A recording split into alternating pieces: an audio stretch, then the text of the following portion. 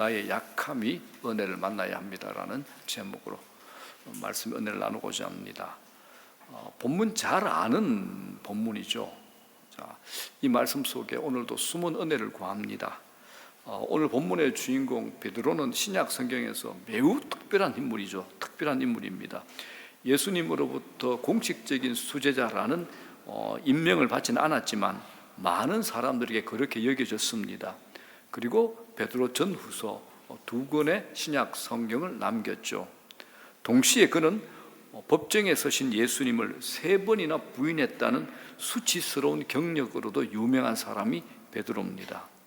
오늘 본문은 부활하신 주님께서 처음 베드로를 제자로 부르셨던 그 갈릴리 호숫가에서 다시 그를 제자로 부르시는 내용입니다.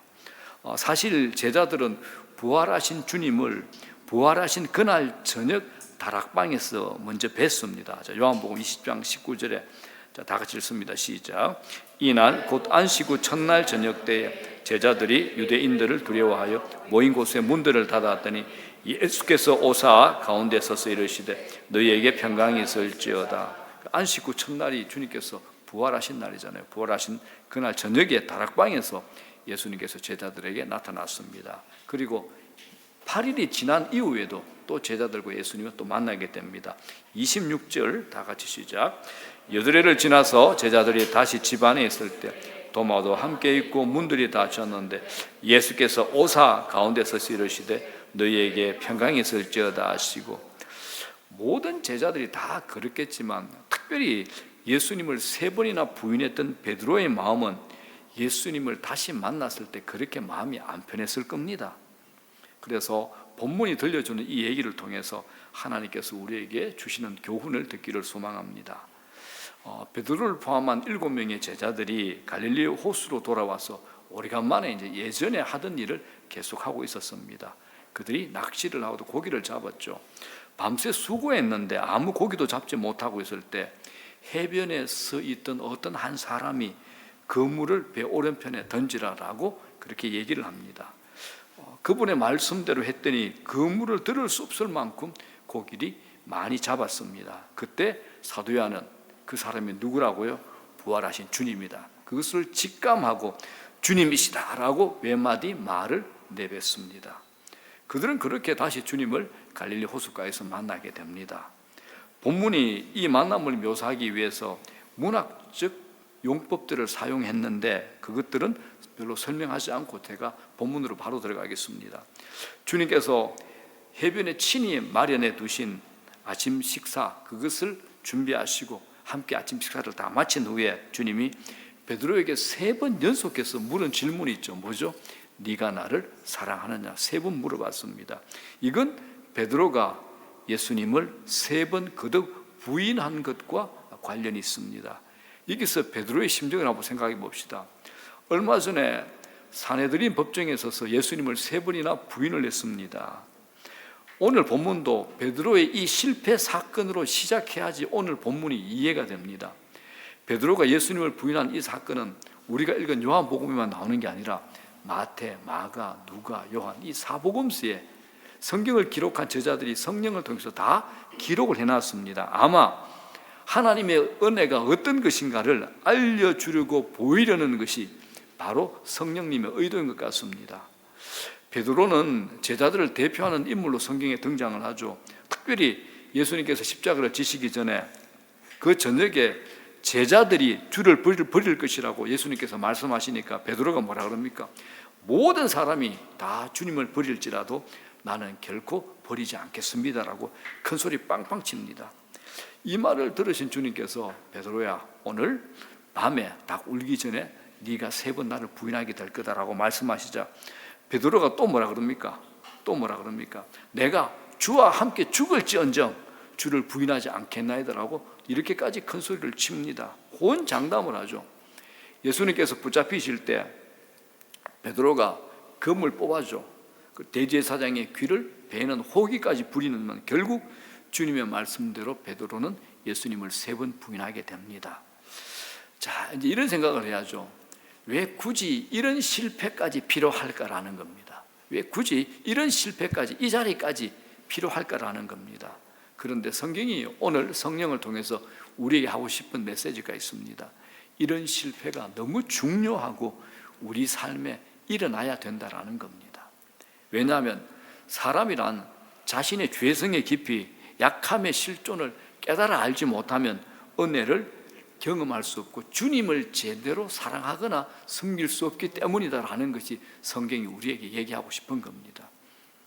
우리는 모두가 다 분명히 시간이 지날수록 주님께 더 가까이 가고, 그리고 죄에 대해 돌이키려고 몸부림을 칩니다. 영적인 일에 더 민감해져 있을 겁니다. 그럼에도 옛날보다 더 크고 무서운 죄인 같고 무능하고 보잘것없는 약한 존재임을 은혜를 받을 때마다 우리가 실감적으로 느끼고 경험하지 않습니까? 옛날보다 더 큰 죄인인 것 같아. 옛날보다 죄는 적게 짓는 것 같아. 더 큰 죄인인 것 같아요. 은혜를 받을 때마다 우리가 그걸 느끼게 되는 겁니다. 사람은 자기 죄성의 깊이를 아는 만큼 하나님의 은혜를 받고 경험하게 됩니다. 그리고 그 은혜의 능력으로 하나님을 제대로 섬길 수 있게 되는 겁니다. 그래서 오늘 이 실패 사건은 너무 중요합니다. 호언장담했잖아요, 베드로가. 호언장담했던 베드로가 주님의 말씀 그대로 3번을 부인합니다. 그리고 주님의 말씀이 생각이 나가지고 통곡을 하죠. 자신만만한 그 베드로가 이 실패의 순간에 얼마나 깊이 깨졌고 참담했을지 상상이 가지 않습니다. 그런데 이 실패의 눈물이 베드로가 은혜를 받고 주님을 따르기 위해서 반드시 필요한 눈물이었다라는 겁니다. 여러분, 좌절과 비애 그리고 실패는 하나님 사람의 필수 조건입니다. 필수 조건입니다. 이 실패가 베드로로 하여금 자신의 실체, 자신의 약함을 보게 했다는 점에서 굉장히 중요합니다. 성경의 가장 위대한 인물 중에 가장 처참한 실패를 성경에 기록한 인물이 누구죠? 구약에 누구 있죠? 다윗 있잖아요. 우리가 새벽에 시편의 은혜를 나눌 때마다 상세히 보고 있지 않습니까? 아, 여러분들은 다 새벽기도 안 나오시는 분이구나. 유튜브를 안 들으시는 분들이죠. 왜 웃으시는가요? 자, 다윗의 처참한 실패를 성경이 자세히 기록한 이유도 이것과 다르지 않습니다. 다윗과 베드로의 실패 이야기는 우리의 약함이라는 실존을 보게 하는 장치입니다. 장치. 이들의 비참한 실패를 통해서 내 자신이 누구인지 그 실존을 깊고 분명하게 보게 됩니다. 여러분, 내 약함을 아는 것은 하나님의 은혜를 받는 조건이 됩니다. 내 약함을 아는 것. 강하고 자신만만한 사람에게 은혜가 주어진다고 해도 그게 은혜로 경험되지 않습니다. 자신은 자격이 충분히 있다고 생각을 하죠. 옛날에 베드로라면 이렇게 했을 겁니다. 주님이 네가 이 사람들보다 나를 더 사랑하느냐, 이 질문에 옛날에 베드로 같으면 이렇게 대답할 거죠. 실패를 경험하기 전에 베드로라면 이런 대답했을 겁니다. 바로 그겁니다. 주님, 저는 이 사람들이 주님을 사랑하는 것보다 주님을 더 사랑합니다 라고 대답을 했을 겁니다. 그런데 실패를 통해서 약함을 뼈속 깊이 알게 된 베드로가 이런 대답을 하잖아요. 주님, 그러나이다. 내가 주님을 사랑하는 줄 주님께서 아시나이다. 이렇게 대답하는 겁니다. 베드로가 실패를 통해서 비로소 자신의 약함을 깨달아 알게 된 겁니다. 그런데 이 약함의 문제가 그렇게 간단하지만은 않습니다. 우리가 사는 이 세상에서 약함은 부정적이죠. 부적절한 핸디캡일 뿐입니다. 그러나 우리가 붙들고 있는, 우리가 믿고 있는 이 복음은 약함이 은혜의 필요 조건이라고 합니다. 실패는 오점이 아닌 강점이라고 말을 합니다. 실패와 약함이 없는 곳에 은혜와 회복은 없습니다. 폴 워시라는 유명한 신학자가 이런 말을 했습니다. 자신의 영적, 도덕적 실패를 애통하지 않는 진실한 그리스도인은 없습니다.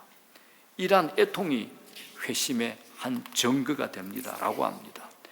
거듭나지 않는 사람들은 그런 것들에 마음을 두지 않습니다 라고 얘기합니다. 우리는 거듭났기 때문에 약함과 실패에 마음을 두는 겁니다.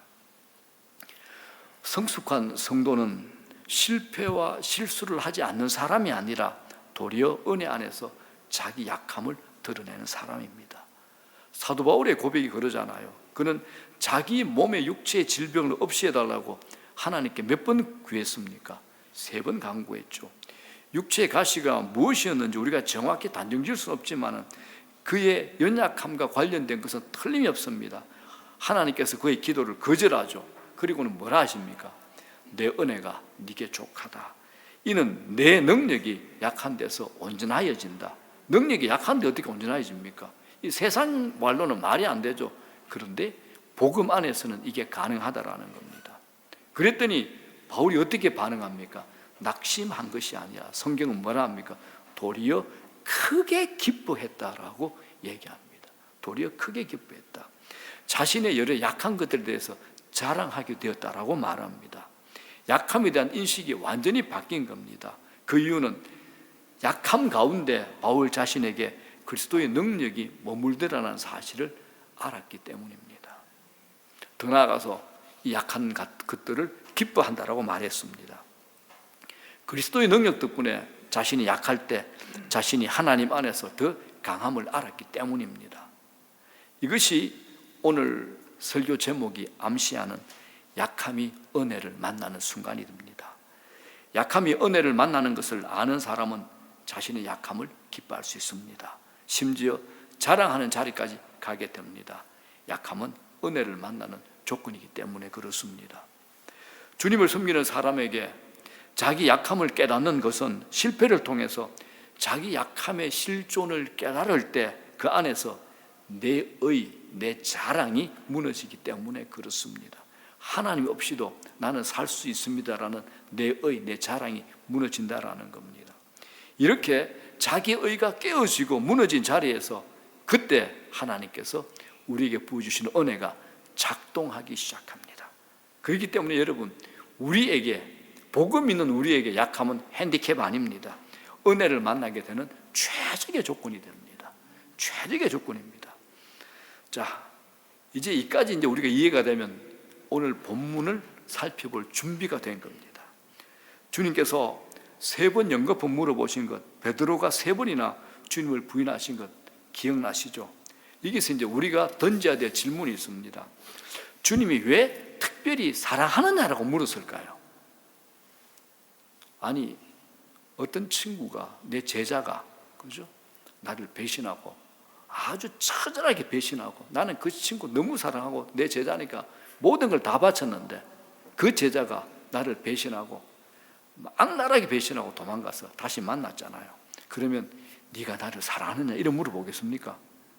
이 말이 안 맞잖아요. 그죠? 문법적으로도 안 맞죠. 어법도 안 맞잖아요. 우리 같으면 이런 질문해야죠. 다시 실패하지 않도록 다짐을 받을 겁니다. 그죠? 다시 배반하지 않도록 새로운 각오, 각서를 쓰게 만들 겁니다. 이렇게 하지 않겠습니까? 그런데 오늘 주님은 그렇게 하는 대신에 왜 굳이 사랑하는 것이냐, 왜 사랑하느냐라고 물으시는 걸까요? 네가 나를 사랑하느냐? 이 질문이 왜 중요한가? 얼마나 중요한가 우리가 알아야 되는 겁니다. 이 질문에 대답하기 전에 약간의 설명이 필요할 것 같습니다. 신약 성경이 쓰여진 헬라어에는 사랑을 의미하는 단어가 4가지 정도가 있습니다. 아가페, 그 다음에 에로스, 육체적인 사랑 거죠. 그 다음에 친구 간의 우정, 필리아, 그리고 스트레고, 이렇게 4가지 정도가 나옵니다. 그런데 이거 원어에 보면 이렇게 되어 있답니다. 주님이 처음 2번은 하나님의 무조건적인 사랑을 의미하는 네가 나를 사랑하느냐 아가페로 질문하셨고, 3번째는 친구의 사랑을 의미하는 필리아로 질문을 하셨어요. 그런데 베드로는 3번 다 친구의 우정을 말하는 필리아로 대답을 했습니다. 그래서 이걸 두고 신학자 제임스 보이스는 아가페를 100%의 사랑, 필리아를 60%의 사랑의 수치로 표현을 합니다. 실패를 통해서 자신의 약함을 알게 된 베드로가 더 이상 이제 자신을 못 믿겠다는 거야. 그렇기 때문에 필리오로 대답을 한 겁니다. 아가페로 대답을 못 하는 겁니다. 그러니까 주님께서 3번째로 이제 필리아로 물었고 베드로도 필리아로 대답을 하게 된 겁니다. 성경은 이렇게 해석을 해줍니다. 주님이 이렇게 3번 주님을 부인한 베드로에게, 그것도 다른 제자들이 보는 앞에서 3번 물어보심으로써 자기 의가 철저하게 무너진 베드로를 다른 제자들에게도 보여주신 겁니다. 제자들은 옆에서 베드로의 대답을 들으면서 베드로가 이전에 그가 아님을 보게 되었습니다. 실패로 무너진 베드로를 공적으로 회복시켜 주는 것을 보게 된 거죠. 제자들과 성경을 읽어가는 우리 모든 독자들 앞에서 말입니다. 자, 여러분, 믿음은 자기 의가 깨어지고 무너진 자리에서 믿음이 피어납니다. 나는 할 수 있습니다. 내가 90은 할 수 있는데 하나님 10만 도와주시면 됩니다. 이걸 믿음이라 그러지 않습니다. 이건 거래죠. 이건 딜입니다. 나는 아무것도 할 수 없습니다. 주님, 나는 주님이 온전히 필요합니다. 이걸 가지고 믿음이라 그러죠. 이게 믿음입니다. 이제 베드로에게 자신만만함은 완전히 사라졌습니다. 자신의 죄성과 악함을 그 깊이를 보게 된 겁니다. 그래서 베드로는 여전히 그리고 참으로 주님을 사랑하지만 스스로 자신할 수 없음을 알게 됩니다. 그래서 베드로는 내가 주님을 사랑하는 줄 주님께서 아시나이다 라고 동일하게 3번 대답을 하게 됩니다.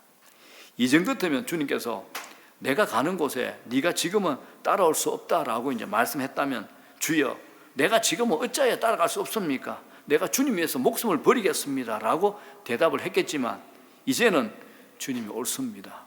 주님이 더 잘 아십니다 라고 베드로가 대답을 하고 있는 겁니다. 이제 베드로는 자기의 지식과 자기의 자신감이 아니라 자기를 아시는 주님을 의존하게 됩니다. 이제 진짜 질문이 하나 있습니다. 주님이 왜 베드로에게 사랑하느냐고 물어봤을까요? 왜 사랑하느냐고 물어봤을까요? 정답은 주님을 사랑하는 것이야말로 주님을 따르고 섬기는 조건이기 때문에 그렇습니다. 여러분들은 정말 주님을 사랑하십니까? 나를 구원해 주셨기 때문에 내 대신해서 십자가에서 죄값을 치러 주셨기 때문에 그냥 고마워서 그냥 하나님이시니까 형식적으로 마음이 있는 척 그냥 그렇게 내뱉는 겁니까? 그런데 성경은 우리에게 그렇게 말씀하지 않습니다. 너가 나를 사랑하느냐라고 묻습니다. 여러분 정말 주님을 사랑하십니까? 주님은 특정한 기술이나 능력과 각오, 다짐 이걸 요구하지 않으셨습니다. 주님을 섬기는 조건은 주님을 사랑하는 겁니다. 왜 사랑이 주님을 따르는 것, 섬기는 것의 조건이 됩니까? 주님을 사랑하지 않는다면 주님을 따르고 주님을 섬기는 길은 그저 참고 견디고 인내하는 것, 그 이상 그 이하도 아닐 겁니다. 주님을 사랑하지 않는다면 그 길은 결코 기쁨의 길이 될 수 없기 때문입니다. 사도 바울이 자신의 삶의 고단한 여정 속에서 이렇게 고백하잖아요. 주 안에서 항상 기뻐하라. 내가 다시 말하노니 기뻐하라 라고 말합니다. 주님을 따르는 길에는 조건이 있죠. 성과만 만들어내는 게 아니라 주님은 내가 네 안에 있다. 네가 내 안에 있기 때문에 네가 나를 따르는 길이 기쁨의 길이다라고 말씀하시는 겁니다. 그래서 그 조건이 뭡니까? 주님을 사랑하는 겁니다. 주님을 사랑하는 겁니다. 오늘 여러분들 마음속에 나는 그냥 주님에 그냥 감사하고 있을 정도라고 생각하신다면 오늘 기도 가운데 주님, 나는 주님 사랑하고 싶습니다. 내가 주님 사랑할 수 있는 마음 주십시오. 주님 사랑하기 원합니다 라고 구해보시기 바랍니다. 나중에 이 길의 끝에서 베드로가 자신의 죽음을 앞두고 성경이 이렇게 기록했죠. 베드로서 1장 18절 다 같이 읽겠습니다. 시작. 예수를 너희가 보지 못하였으나 사랑하는도다. 이제도 보지 못하나 믿고 말할 수 없는 영광스러운 즐거움으로 기뻐하니라고 말합니다. 어떻게 사도 베드로가 이때 이 성경을 썼을 때 초대교회 성도들은 예수님을 못 만났잖아요. 자신들의 눈으로 보지도 못한 주님을 사랑하여 고난에까지도 기쁨으로 당하고 기쁨으로 받아들이는 그 자리에 서게 됐을까요? 은혜를 받았기 때문입니다. 그 은혜로 말미암아 주님을 사랑했기 때문에 그렇습니다. 그래서 그들은 1세기에 극도의 고난과 핍박과 박해의 시간에도 주님을 따르는 신실한 길따름이들로 그 길을 기쁘게 걸어갈 수 있었던 겁니다. 주님께서 실패한 베드로에게 그 어떤 것보다도 네가 나를 사랑하느냐라고 3번이나 물으신 이유가 바로 여기에 있습니다.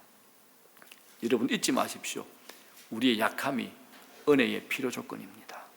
다시 이 은혜는 주님을 사랑하게 되는 조건이 됩니다. 진정으로 은혜를 받은 사람에게 나타나는 첫 번째 반응이 뭐냐? 보지 못하는 주님을 사랑하고 기뻐하는 겁니다. 여러분 주님으로부터 은혜 받으셨습니까? 은혜를 사모하시죠? 내 눈에 보이지 않는 주님을 사랑하고 기뻐하는 겁니다. 주님을 사랑하는 것이 신앙의 본질입니다, 여러분. 그래서 로버트 머리 맥쉐인이 이런 얘기를 했습니다. 왕을 위해서 아무리 많은 활동을 해도 왕 자신에 대한 소홀함을 보상할 수는 없다라는 겁니다. 이해되시죠? 주님을 위해서 하는 많은 일이 주님을 향한 사랑을 대신할 수 없다라는 겁니다. 어떻습니까, 여러분? 많은 일로 승부를 거시겠습니까? 사랑으로 승부를 거시겠습니까? 우리의 실수와 우리의 잘못된 지점이 바로 여기에 있습니다. 얼마나 많은 사역자들이, 얼마나 많은 성도들이 주님을 따르고 섬긴다고 하면서 주님을 소홀히 대하고 있는지요? 주님을 사랑하기 때문에 주님을 따르고 있는가? 우리 자신을 향해서 끊임없이 물어봐야 되는 겁니다. 주님께서 우리에게 그 질문을 지금 던지고 있는 겁니다. 주님을 사랑하는 것이 주님을 따르고 섬기는 유일한 조건이 됩니다. 베드로의 대답을 들으신 주님은 이제 베드로에게 사명을 주시죠.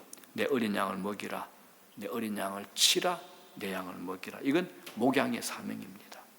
이어서 주님이 이 베드로에게 이렇게 말합니다. 자, 18절 시작. 내가 진실로 진실로 네게 이르노니 네가 젊어서는 스스로 띠뛰고 원하는 곳으로 다녔거니와 늙어서는 네 팔을 벌리리니 남이 네게 띠띠우고 원하지 아니하는 곳으로 데려가리라. 이렇게 말씀하셨는데 이건 바로 뒤에 19절에서 설명하듯이 베드로의 순교, 베드로의 죽음에 대한 주님의 말씀이셨습니다. 그리고 주님은 3년 전 갈릴리 호수가 그의 그 자리에서 베드로를 부르셨던 그 부르심을 다시 이렇게 말씀하시죠. 19절 시작. 이 말씀을 하시면 베드로가 어떠한 죽음으로 하나님께 영광을 돌릴 것을 가리키심이라. 이 말씀을 하시고 베드로에게 이르시되 나를 따르라, 나를 따르라 하시니 3년 전에 갈리에서 예수님께서 처음 베드로를 만났을 때 하신 말씀 아닙니까? 나를 따르라. 왜 주님은 나를 따르라는 이 새로운 부르심을 베드로에게 주시는 것일까요? 지금까지 베드로가 배웠던 게 뭡니까? 육으로, 육신의 방식으로 할 수 없다는 것을 배웠죠. 자신만만함, 힘, 패기, 의욕, 각오, 의지, 그것 가지고는 주님을 따를 수 없다라는 겁니다.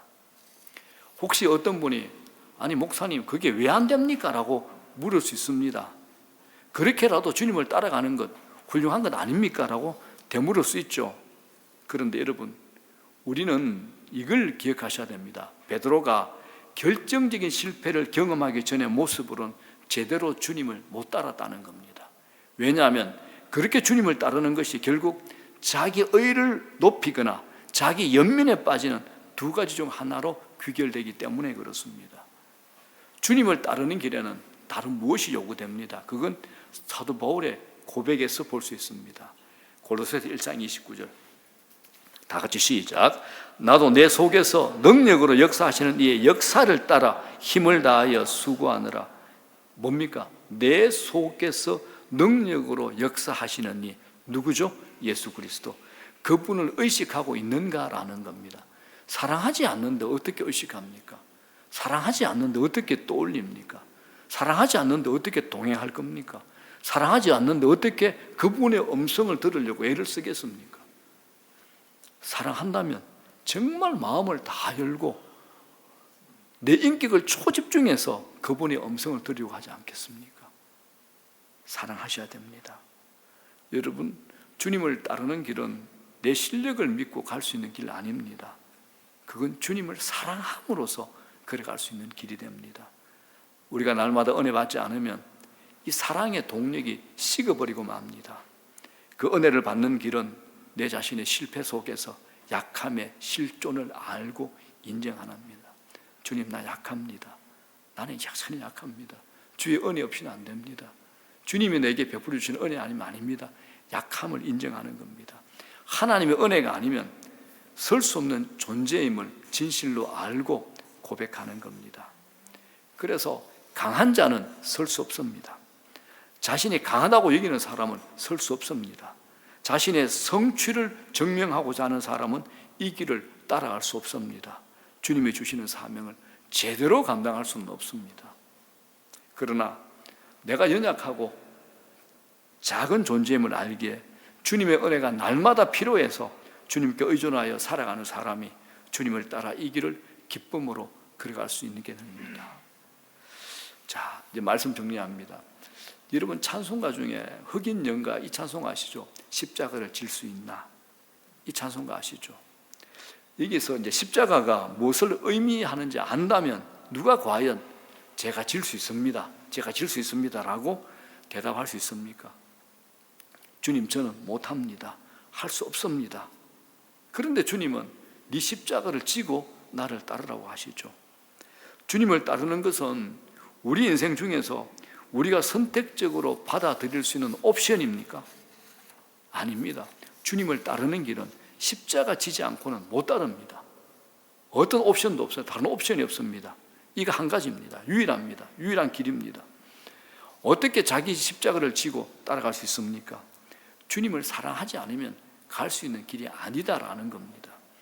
우리가 주님을 사랑하면 주님의 십자가도 사랑할 수 있고 그 십자가가 영광의 십자가다라고 말할 수 있습니다. 우리 좀 전에 우리 황은 집사님이 십자가 찬양 우리 많이 은혜 받았잖아요.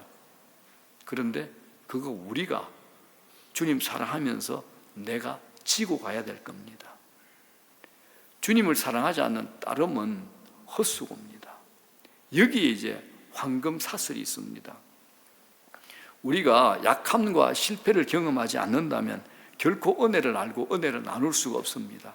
그리고 은혜를 알고 누릴 수가 없다면 주님을 사랑하는 일은 불가능하다라는 겁니다. 이게 끝이 아니죠. 나는 이제 다 안다, 다 경험했다, 나름 성숙했다, 그렇게 생각하고 그 길을 다시 걸어가는데 또다시 난관에 봉착하게 됩니다. 목사님, 저도 그런데요. 나는 이제 좀 된 것 같다. 아니요. 그렇게 생각하는 그날 무조건 와장창 깨집니다. 제가 자주 경험합니다. 그날 두들겨 맞듯이 깨집니다. 이제 내가 뭐 좀 할 수 있는 것 같아. 아니요. 그냥 세상 말로 반작살납니다. 그러니까 이게 우리 육신의 힘으로 증명하는 싸움은 절대 이길 수가 없습니다. 다시 실패하고 넘어짐으로써 내가 약함에 그럼에도 불구하고 주님을 의지할 때, 사랑할 때 일어서고 회복할 수 있는 겁니다. 그러면 여러분, 우리 약함 주님 만나야 됩니다. 약함이 주님을 만날 때 은혜가 일어납니다. 주님을 향한 그의 사랑이 회복되는 겁니다. 다시 기쁨으로 주님을 따를 힘을 얻게 됩니다. 이게 바로 성도의 삶에서 나타나는 황금 사슬이 됩니다. 이 황금 사슬이 우리 일평생 죽음의 침상에서 주님이 부르는 그 시간까지 계속되고 반복이 되고 지속이 됩니다.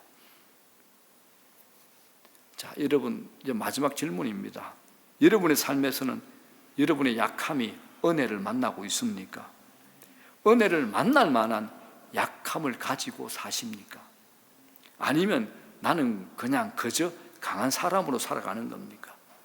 오늘 하나님께서 베드로에게 하셨던 이 일이 우리 삶에, 우리 교회 안에 깊게 경험되어지기를 주님의 이름으로 간절히 축원합니다.